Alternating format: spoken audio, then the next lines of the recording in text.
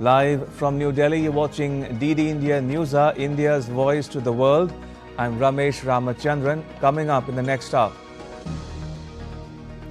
India's External Affairs Minister S. Jaishankar underlines the importance of Quad, says only the understanding of the Quad members can ensure a free, open, stable and secure Indo-Pacific, says a clear message should go out that Quad is here to stay and grow. Israel's Prime Minister gets Cabinet's backing to decide on the manner and timing of a Hezbollah rocket attack on the Israeli-occupied Golan Heights. Venezuelans wait results in the most consequential election in a quarter century. Socialist incumbent Nicolas Maduro faces biggest challenge to his party's 25-year hold on power. Opposition warns of possible irregularities.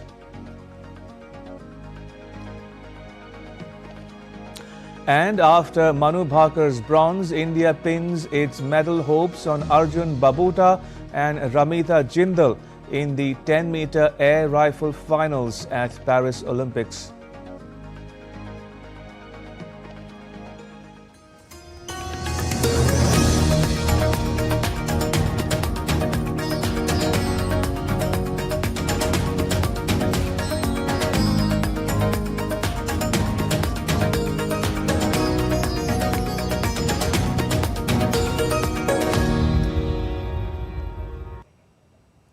India's External Affairs Minister S. Jaishankar is in Japan for a Quad foreign ministers meeting which has taken place in Tokyo on Monday. In his opening statement, he stressed on the importance of Quad for ensuring a free and stable Indo-Pacific. He also said that the ensuring supply chain resilience is a major challenge. Minister Jaishankar held talks with his counterpart from Australia.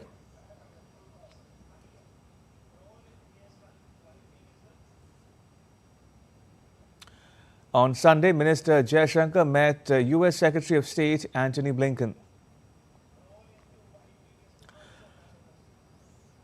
The minister unveiled a bust of Mahatma Gandhi at Freedom Plaza in Tokyo. Paying homage to the father of the Indian nation, Jaishankar said solutions don't come on the battlefield and that this is not an era of war.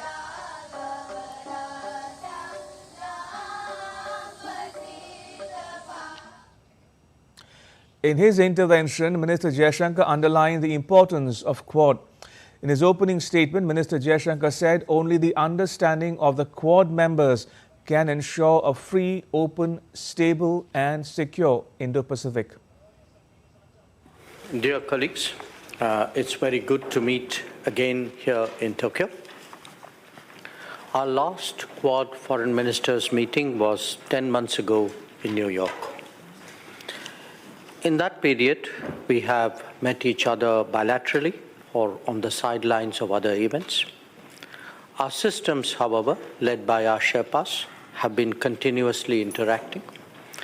So there is much today to talk about, to agree on, and to plan ahead. These are not easy times. A major challenge is to ensure global economic growth while also de-risking it. Supply chains are a particular focus for resilience, just as we push for trusted and transparent digital partnerships. The march of technology has also acquired extraordinary proportions, holding possibilities of the very manner in which we live, think, and act. In a sense, we are in the midst of a re-globalization.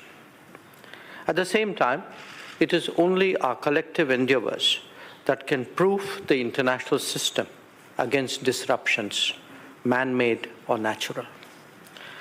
But we have significant additional responsibilities as well. As political democracies, pluralistic societies, and market economies, there is the key question of upholding a rules-based order. It is only our collaboration that can ensure that the Indo-Pacific remains free, remains open, stable, secure, and prosperous. The commitment to doing global good that we have all undertaken has a resonance far beyond this region. It is therefore essential that our political understanding strengthens, our economic partnerships grow, our technology collaborations expand, and our people-to-people comfort intensifies. Our meeting should send a clear message that the Quad is here to stay, here to do, and here to grow. Thank you. And Akshay Dongre joins us from New Delhi for more. Akshay, the meeting is drawing to a close. Ministers are about to break for lunch. What was on their agenda, Akshay? To all the member nations of Quad, and it has been for the past several years now. In fact, when you look at the past decade, the main priority for the Quad leaders has been about the free trade, freedom of navigation, especially in the Indo-Pacific region, in the South China Sea, and it has been against hegemonization of the global trade. So that has been perhaps one of the most important goal for the Quad. You know, we have seen that all the Quad nations have time and again asserted that this is not a military organization and there will be no military endeavors taken place by the Quad groupings. However, you know, they're looking at increased number of tensions, increased number of instances where countries have come, you know, at odds as far as the rule-based order in that region is concerned. That has been of particular concern, not just for India or Japan that lies in the region, but also to Australia and the United States of America. And other nations that are not even members of Quad in that particular region of the Indo-Pacific. So that remains on the agenda. That's point one. However, it's not just the Indo-Pacific that the Quad, when it convenes, it talks about economy, it talks about cybersecurity. It talks also about individual concerns of the member nation. For example, when India talks about global terrorism and terror funding, cross-border infiltration. You know, all the Quad members usually discuss all of these issues that are of particular concerns to the nation, as well as the collective concerns that other Quad nations have. For example, the increased aggressive activities of China in the South China Sea and in the Indo-Pacific region. China's growing presence in the Indian Ocean is also of particular concern, not just for India, but all the Quad nations put together. Back to you. Also, Akshay, Minister Jaishankar has met his Australian and US counterparts before the meeting began. How did those talks go? Also, very quickly, if you will, India is to host the Quad Leaders Summit this year. Any word yet on the date or location of that summit? Well, not yet. In fact, we also have been waiting for an official word from the Ministry of External Affairs on how the government of India and when the government of India plans to host this particular Quad Leaders Summit. It is going to be later this year, and it's going to be of paramount importance as far as the Leaders Summit is concerned, because we can expect the US President, we can expect the Australian and the Japanese Prime Minister to attend as well, as far as the Leaders Summit is concerned, and it is going to be a grand affair. So, you know, a lot of calibration, a lot of calculation has to go in as to choose the venue, keeping in security in mind, and then also the dates, so that it should not, you know, coincide with any of the other ongoing major global events, and that should not hamper with the participation of any of the Quad leaders. So all that is being worked out right now as we speak, and in all likelihood, we'll get to know about these details quite soon as well. All right, we'll leave it there. Akshay Dongre in New Delhi. Thank you. Appreciate it. The fifth joint committee meeting of the review of ASEAN-India trade in goods and agreement taking place in Jakarta, Indonesia. The discussions for review of the agreement started in May 2023 to make it more trade facilitative and beneficial for businesses across the region. A joint committee which is undertaking the review has so far met 4 times. India and the 10-member ASEAN bloc have agreed to conclude the talks in 2025. The delegates from India and all 10 ASEAN countries are participating in the discussions.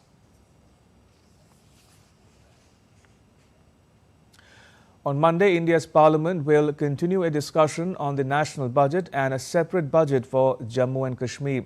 The private members' business is scheduled in both houses. The deaths of students preparing for a nationwide examination is likely to echo in Parliament. On Friday, both houses of Parliament were adjourned amid an uproar by the opposition over Congress lawmaker and former Punjab Chief Minister Charanjit Singh Channi's remark that there is an undeclared emergency in the country.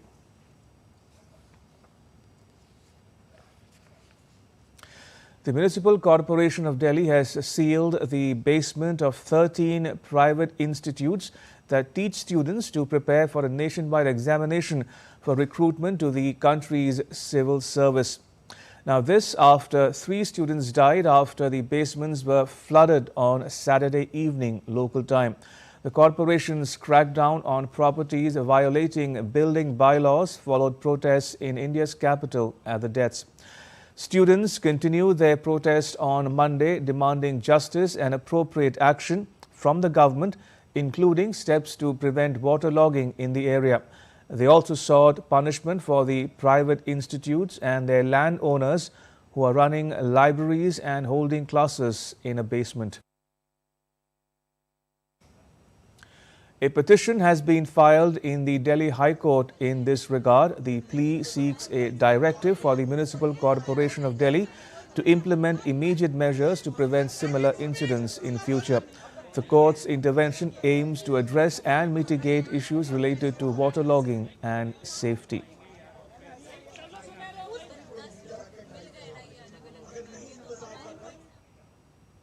Now, delegates invited to a UNESCO World Heritage Committee meeting visited monuments and enjoyed Indian cuisine over the weekend. They were briefed about the history of the monuments and conservation efforts by Archaeological Survey of India. The World Heritage Committee added new sites to its list. The meeting began on the 21st of July. India is hosting the World Heritage Committee meeting for the first time. It will conclude on the 31st of July.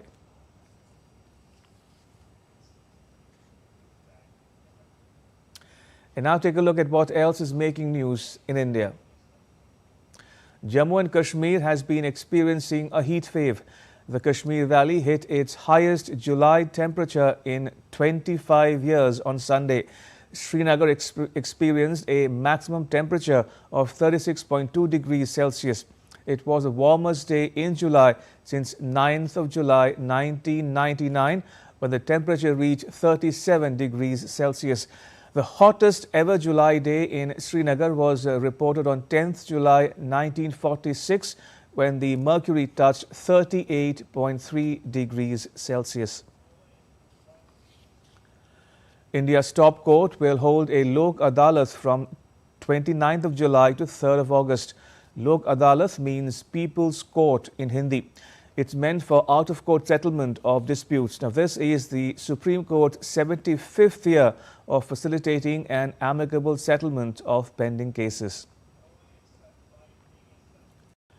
India's Education Ministry is celebrating the 4th anniversary of National Education Policy 2020 by holding a week-long campaign called Shiksha Saptah, which is Hindi for Education Week.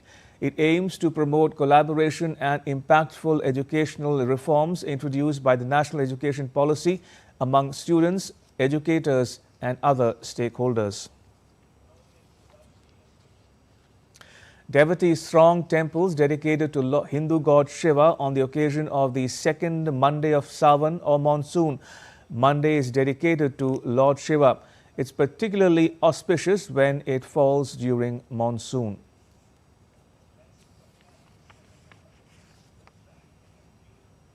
Still to come on DD India News Hour.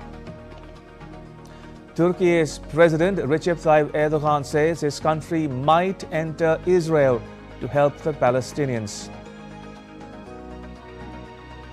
The US upgrades its military presence in Japan, citing strategic challenges posed by China.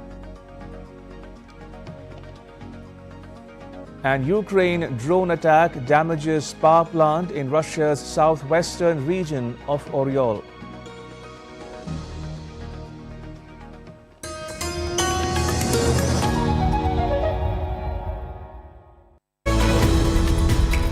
We just don't bring you the news as it unfolds. We get to the heart of the matter. We don't just present facts, we demystify complex social, political and economic events. We break stories that shape the world's present and future because you deserve the truth. I am Tanvi Taneja from New Delhi. I'm Ollie Barrett from London. I'm Nick Harper from Washington, DC.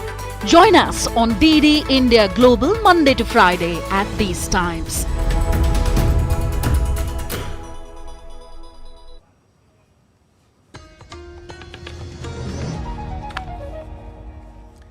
You're watching DD India News Hour. I'm Ramesh Ramachandran.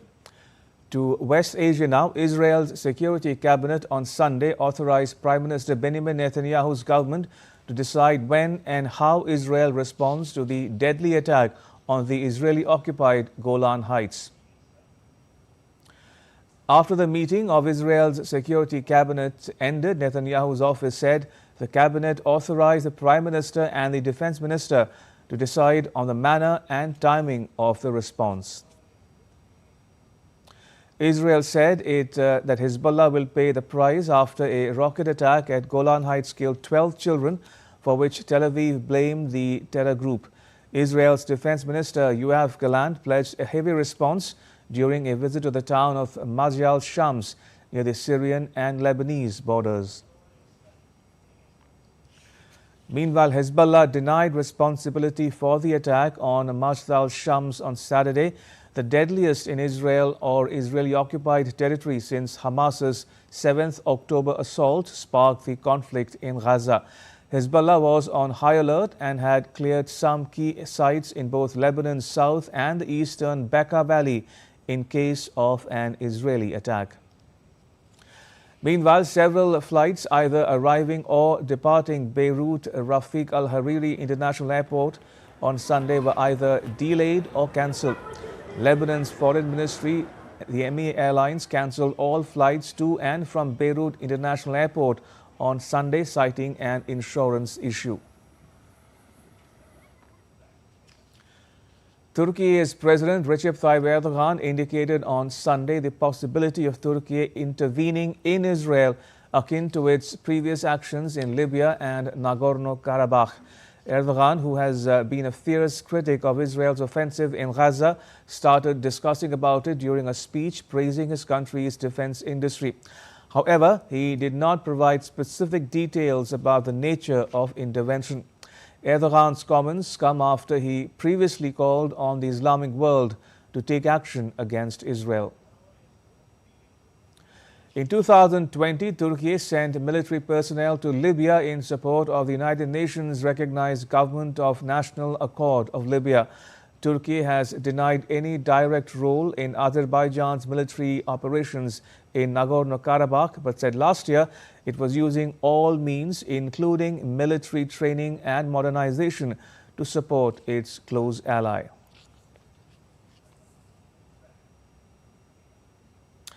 Now, if we look at the background of this, we see that insofar as the Israel-Hezbollah fighting is concerned, Hezbollah began trading fire with Israel on the 8th of October, a day after the Hamas attack. Hezbollah says it will not halt its attacks on Israel unless a ceasefire in Gaza comes into force. Israel and Hezbollah have fought numerous wars. The last was in 2006. Israel has long viewed Hezbollah as the biggest threat at its borders and has been deeply alarmed by its growing arsenal and foothold in Syria. Hezbollah was founded by Iran's Revolutionary Guards in 1982 to fight Israeli forces that had invaded Lebanon that year. Next, the impact of the Israel-Hezbollah clash. Well, thousands have been forced to flee their homes on both sides of the border. Israeli airstrikes have pounded areas where Hezbollah operates in Lebanon and Syria. Israel has also occasionally hit elsewhere, notably killing a senior Hamas commander in Beirut on the 2nd of January. Israeli strikes have killed about 350 Hezbollah members in Lebanon. Israeli military says after Saturday's attack, the death toll among civilians killed in Hezbollah attacks has risen to 23 since October, along with at least 17 soldiers. Now, Hezbollah denies it was responsible for Saturday's attack. Next, look at the escalation. Now, Israel's Prime Minister Benjamin Netanyahu warned in December that Beirut would be turned into Gaza if Hezbollah started an all-out war. Hezbollah has previously signaled it was not seeking to widen the conflict, while also saying it is ready to fight any war imposed on it. Hezbollah deputy leader Sheikh Naim Qassem said any move by Israel to expand the conflict would be met by devastation, destruction and displacement in Israel.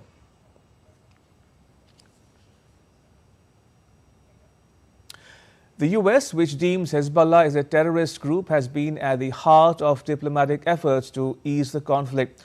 Hezbollah has signaled its eventual openness to an agreement that benefits Lebanon, and Israel has also said it would prefer a diplomatic settlement that would restore security in the north, although it says it's also prepared for a military offensive to achieve the same goal.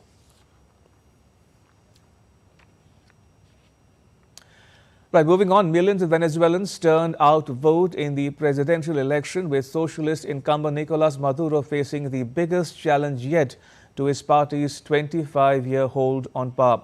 Polls closed on Sunday in Venezuela's most consequential election in a quarter century of Socialist Party rule, with Venezuela's President Nicolas Maduro confident of victory even as the opposition has attracted impassioned support and warned of possible irregularities. Opposition leader Maria Corina Machado has been the star of the coalition campaign, despite a ban on her holding public office that forced her to pass the torch to candidate Edmundo Gonzalez, who is a 74-year-old ex-diplomat. As polls close, the results are expected to emerge within hours.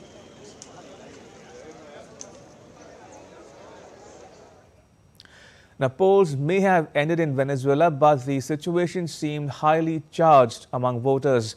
On the parallels of polling in Venezuela, tensions rose outside a few polling stations in Caracas, where queuing voters faced off and clashed as they waited for the doors to open. There are only a very limited number of independent election observers in the country to monitor the polling process, 4 from the UN and a small technical team from the US-based Carter Center. The basis of tensions in the country during polls is a statement by incumbent Maduro when he said Venezuela has the world's most transparent electoral system and has warned of a bloodbath if he loses.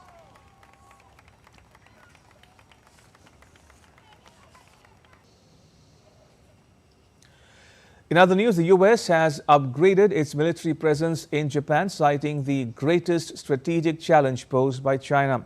It follows security talks in Tokyo between the two countries' top officials.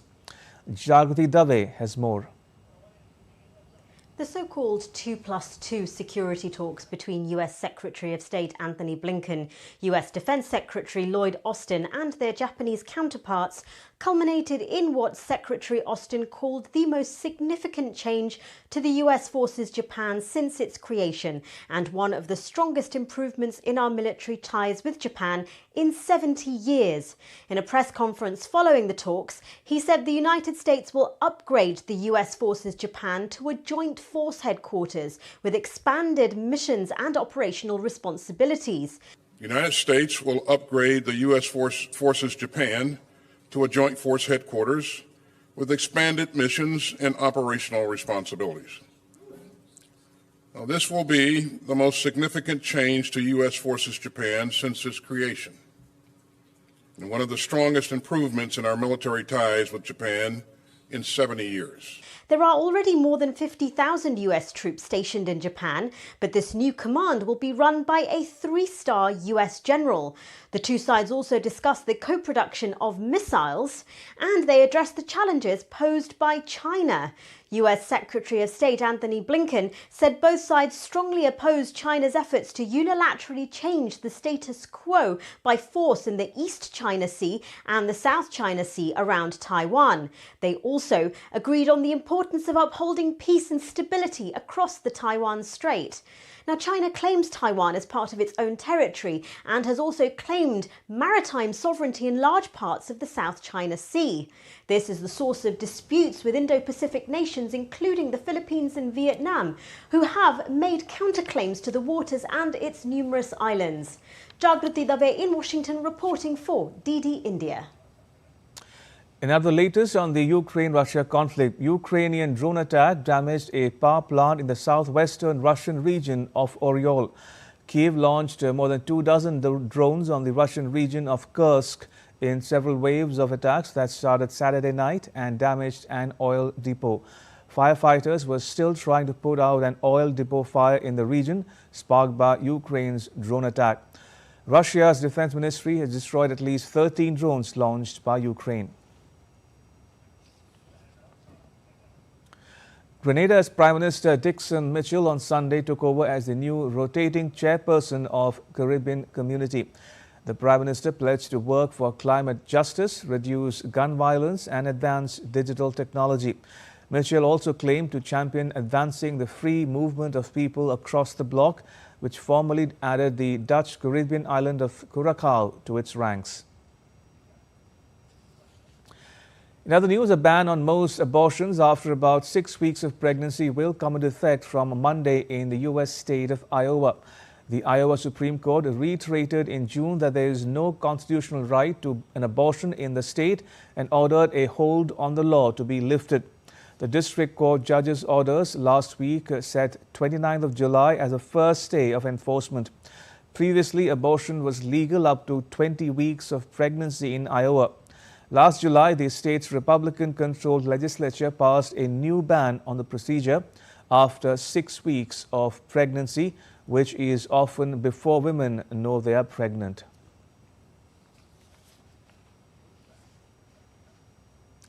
And now take a look at what else is making news around the world. The Iron Man actor Robert Downey Jr. of the US stunned fans as he removed a mask during San Diego Comic-Con Hall H panel, revealing that will join the franchise as one of the Marvel's biggest villains, Dr. Doom. The panel was flooded with hooded figures concealed by masks that resemble the iconic comic book villain known for his skills in both sorcery and science when Downey Jr. revealed himself. The Democratic Republic of the Congo released 420 prisoners from its largest and most overcrowded prison after images of dire conditions posted to social media by a recently freed journalist sparked widespread outcry. However, critics argue that more systemic changes are needed in Congo's judicial system to prevent prolonged pre-trial detentions. Halfway through their mission, the Shenzhou 18 crew members aboard China's orbiting Tiangong space station have recently completed a range of weightlessness protection experiments to ensure their physical well-being in orbit. These experiments and device applications are crucial for ensuring the skeletal and muscular health of the astronauts during their stay in orbit.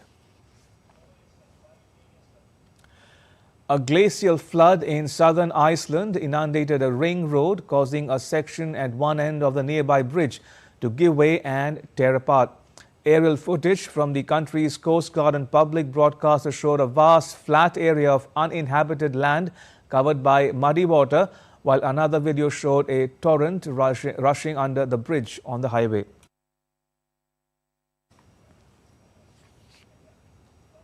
Still to come on DD India News Hour. Thousands of firefighters battle a blaze in the US state of California.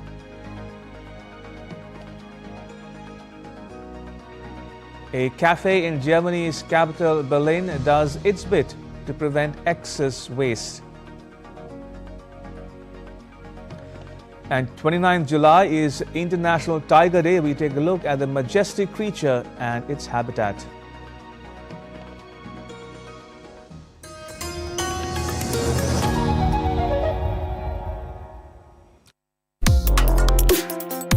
Complex issues, hidden agendas, twists and turns, strategic games. We think all dots are linked. We just need to connect them. Join me every week as I connect the dots to unravel hidden designs in statecraft, mysteries, and decode issues that matter to you. Watch Connecting the Dots with me at these times on DD India.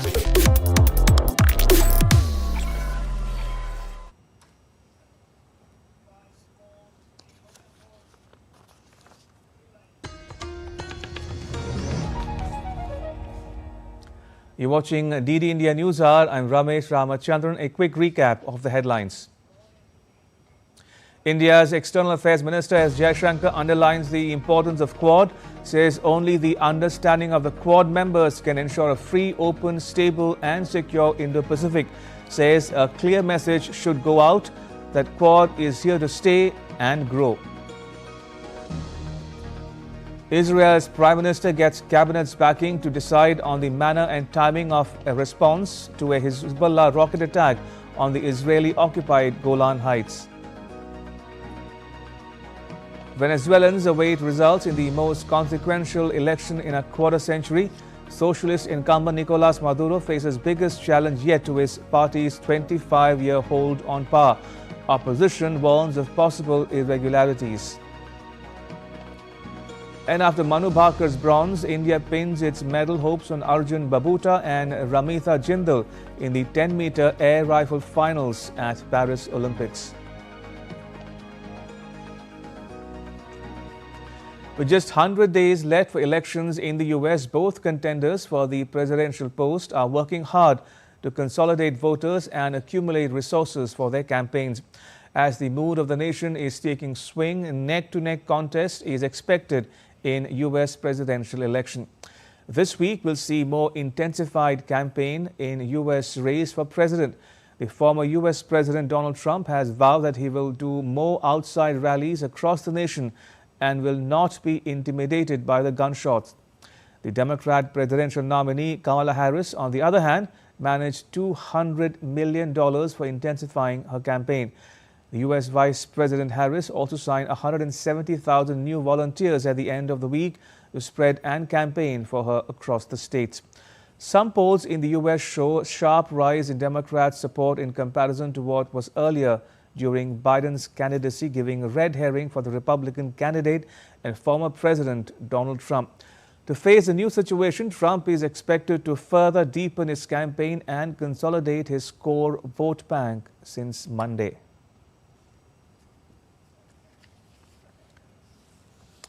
Now, with the growth of internet shopping and fast fashion, many consumers are increasingly throwing away items they believe are broken or defective. But the ease of replacing goods also has a big environmental impact, from extra waste to landfill to high emissions from transporting freight. One cafe in Berlin is hoping to help change that, putting a big emphasis on repairs instead of replacement. From the German capital, DD India's Trent Murray has this story for you. When something breaks in our home, our first thought can often be to buy a replacement. But what if, through the generosity of volunteers, you could get some free assistance to repair instead of replace? That's the idea behind this Berlin Repair Cafe. We are trying to extend the life cycle of our possessions, no matter if it's electronics or textiles. They can come here with an apparently defective electronic item, and then our volunteers will look at it and will do whatever we can to bring it back to life. This once-a-week service relies on the big-heartedness of some very helpful retirees, men like Norbert Bernig, coming every Thursday, tools in hand, ready to help repair. The message, before I buy the new, must one man looking at this defect thing. And when this man say, okay, waste, then you can buy a new. The most people have no time, and so they say, oh, this is so very old. Very old is 1 year. There's also a strong sense of community here, an opportunity for the older generation to pass on their knowledge to the next one. I learned many new persons, social contacts, and I am waiting before the youth generation. I'm 71. He is 84. Einmal Klinge. Ja, und Hupen auch. What does this mean? We have that repair.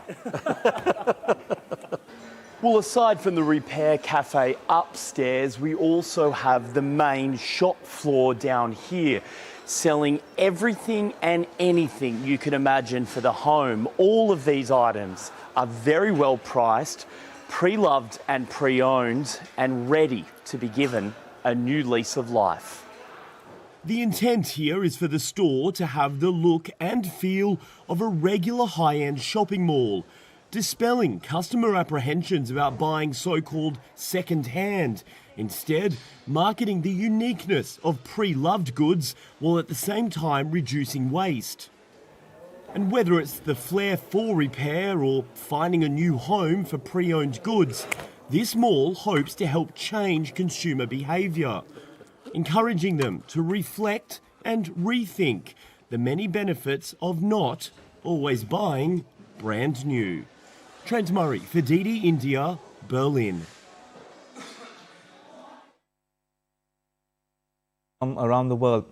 Rapidly growing wildfire in Northern California has left thousands of firefighters battling after the blaze doubled in size within 24 hours. By Saturday afternoon, the park fire had burned more than 350,000 acres north of Sacramento, the state capital, according to the California Department of Forestry and Fire Protection. More humid weather was predicted for the area, which might aid in efforts to contain the fire's spread. 134 structures were destroyed in the fire. Many towns throughout numerous counties received warnings and orders to evacuate.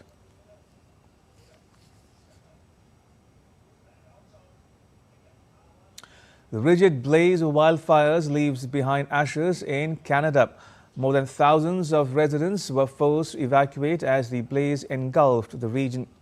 Though the authorities report steady progress in surpassing fires in the Canadian tourist town of Jasper after massive fires destroyed about a third of the town.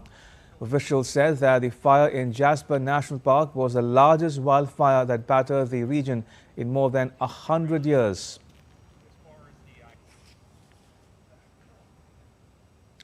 Elsewhere, Typhoon Gemi swept through central China's Yunnan province that brought record-high precipitation to the county-level city of Xixing. Weather Department in Xixing recorded 487.5 millimeters of rainfall in 12 hours on Saturday that made a new record for the highest rainfall in the province. North Korea's leader Kim Jong-un inspected flooded areas near the country's border with China after heavy rain flooded the region. Record torrential rain in North Korea's Sinuiju and nearby areas bordering China isolated around 5,000 people. The military organized around 10 planes would make roughly 20 trips each to rescue 4,200 people within about a half day. The India Meteorological Department has issued a warning for very heavy rainfall for a red alert in western India's Gujarat state. It also predicted very heavy rainfall for the central Indian state of Madhya Pradesh. It further notes the possibility of heavy rainfall in Himachal Pradesh, Haryana and Delhi till the 31st of July. In Jammu and Kashmir and Punjab, downpour are expected to grace the region on the 30th and 31st of July.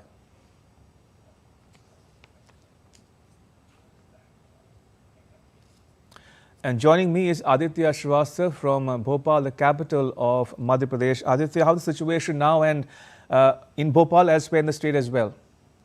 Ramesh, due to the cyclonic circulation over the Madhya Pradesh, the flood, the heavy rain condition, MP is witnessing the heavy rain in the last 2 or 3 days. Or we can expect that the Met Department officials said that next 2 or 3 days will be the same condition in Madhya Pradesh, especially in the east part of the Madhya Pradesh, like Sindhi, Tingoli.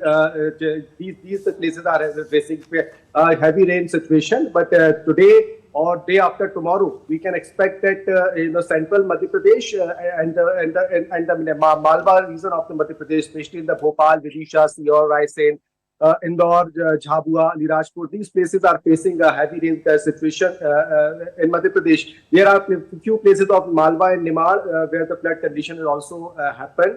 CM Dr. Mohan Yadav, yesterday he was in Delhi when they came Bhopal at late night. They went to the the flood affected flood control room which are located in the police headquarters of Bhopal.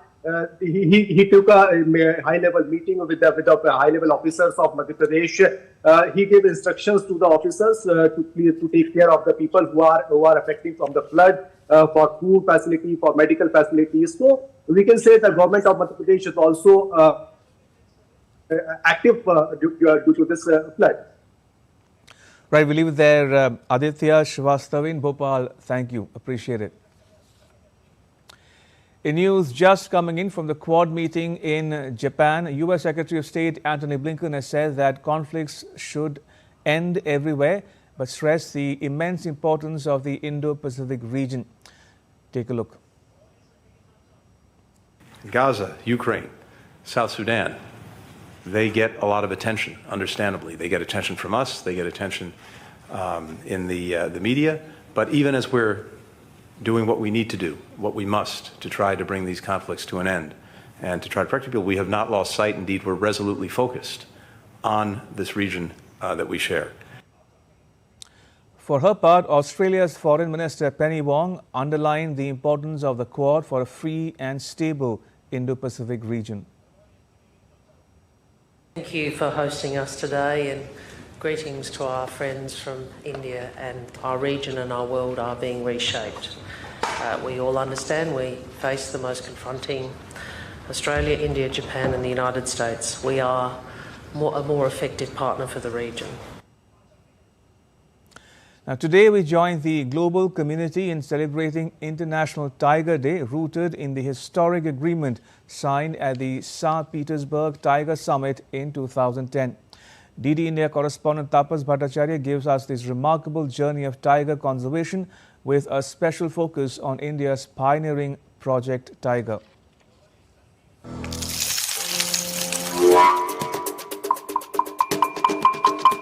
Around the world, July 29th is celebrated as International Tiger Day.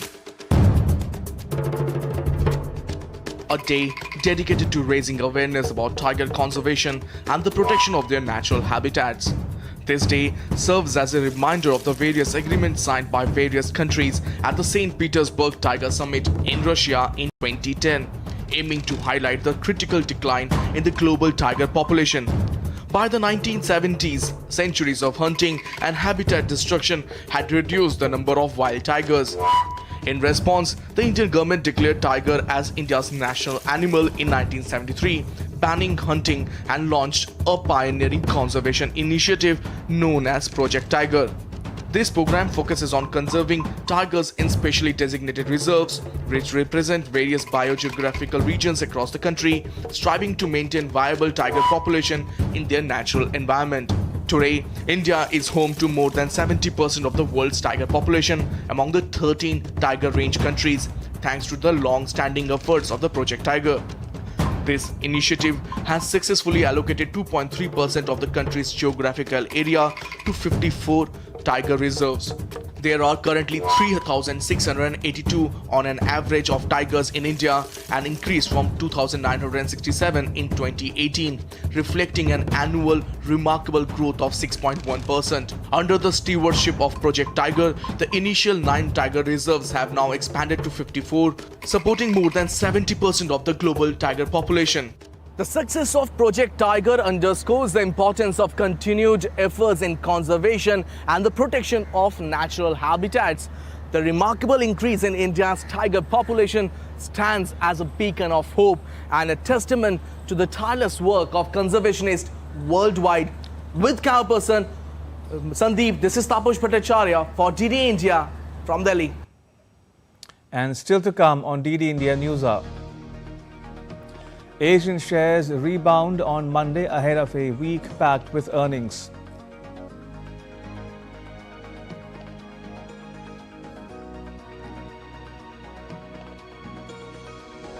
In sports, we'll bring you all the updates from the ongoing Paris Olympics.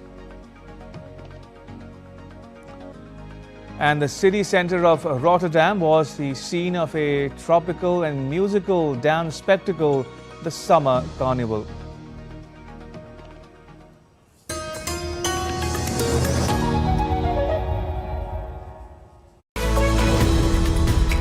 We just don't bring you the news as it unfolds. We get to the heart of the matter. We don't just present facts, we demystify complex social, political and economic events. We break stories that shape the world's present and future because you deserve the truth. I am Tanvi Taneja from New Delhi.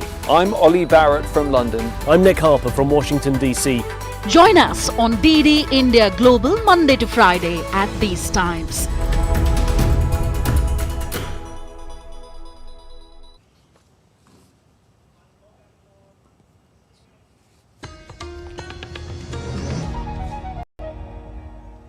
You're watching DD India News Hour. I'm Ramesh Ramachandran.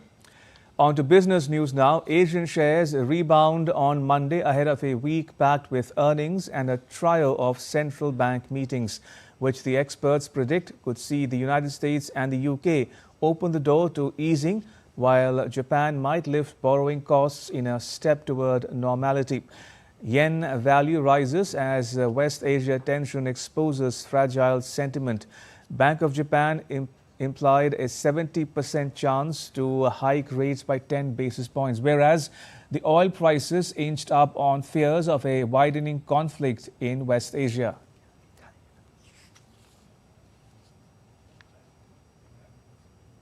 And now to all the news from Paris Olympics.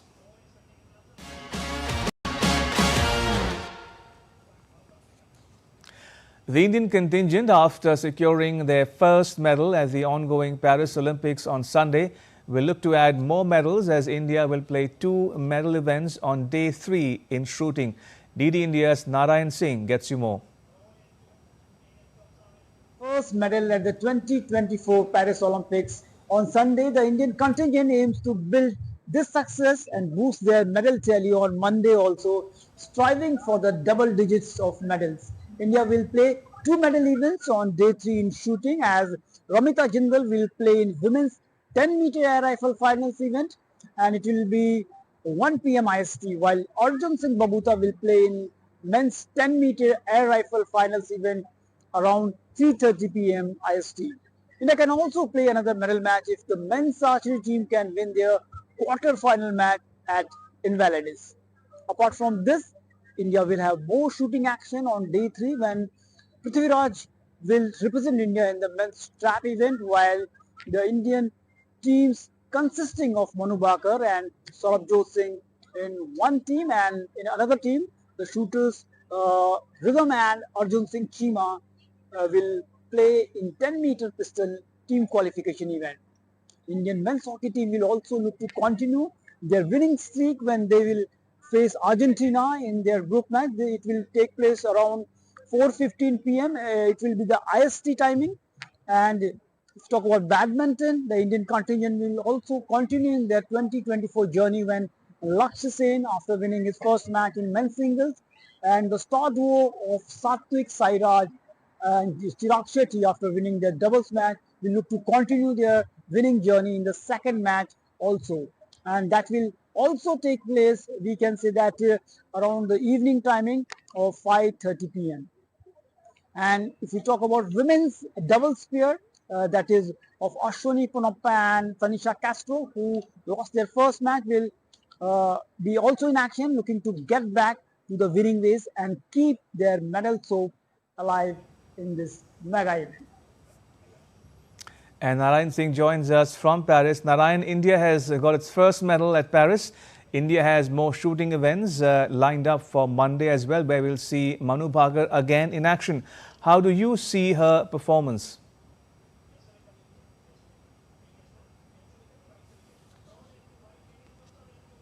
It was a historic day for India at the Paris Games. India won the first medal at this edition of the Paris Games, and most importantly, Manu Bhaker became the first women shooter to win a medal for India.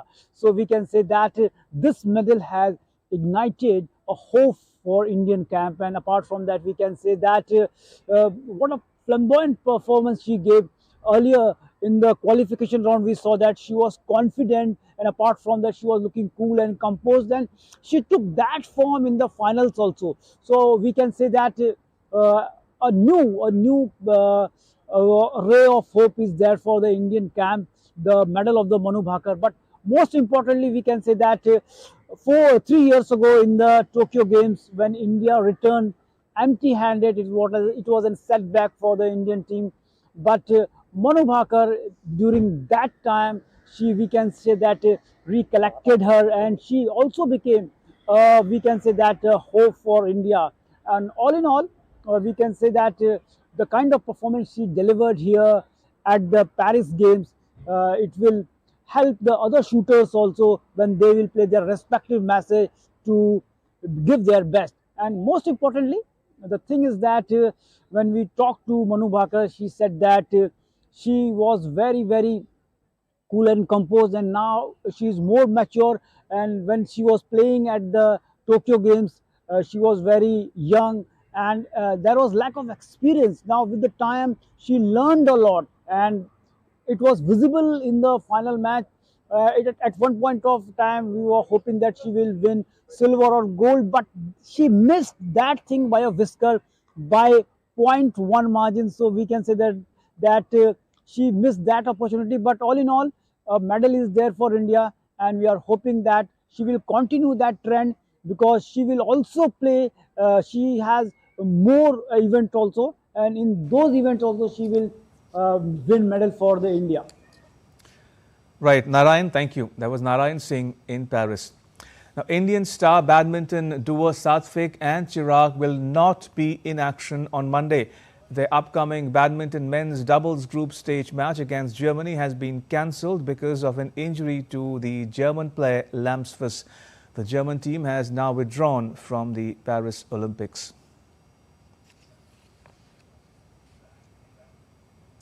And before we close, Saturday, the city centre of Rotterdam was the scene of a tropical and musical dance spectacle, the Summer Carnival.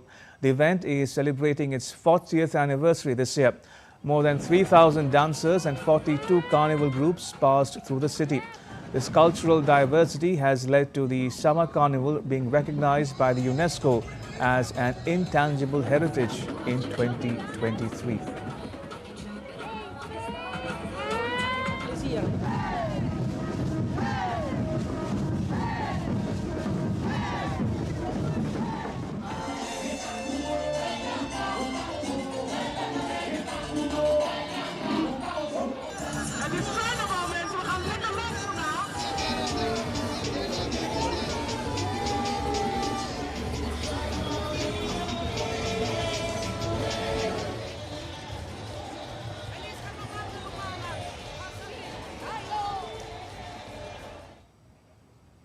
And on that rather musical note, it's a wrap on this edition of DD India News Hour.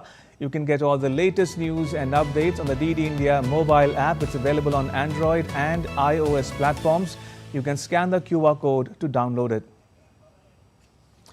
And let us know your thoughts on the news of the day. You can connect with us on Facebook, X and Instagram. You can also check out our website ddindia.co.in. We'll be back with more news as it breaks here on DD India. I'm Ramesh Ramachandran. All of us here in New Delhi. Thanks for watching DD India News Hour.